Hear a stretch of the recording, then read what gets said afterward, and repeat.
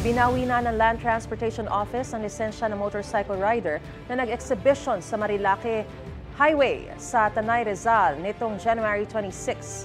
Ayon sa LTO, hindi nakarapat-dapat magmaneho si Rico Buyawan, ang lalaking nakadilaw sa video dahil sa delikadong stunt na kanilang ginawa. Pinagpapaliwanag pa muna nila si Buyawan pero dahil sa mga ebidensya, nagdesisyon silang bawiin ang kanyang lisensya. Dagdag naman ng LTO, magsilbi sana itong aral sa mga motorista para sa kaligtasan ng bawat isa. Nasawi ang kapwa rider ni Buyawan habang may 6 na iba pang sugatan. Mga kapuso, tumutok lang po sa mga ulat ng unang balita para laging una ka. Mag-subscribe na sa GMA Integrated News sa YouTube.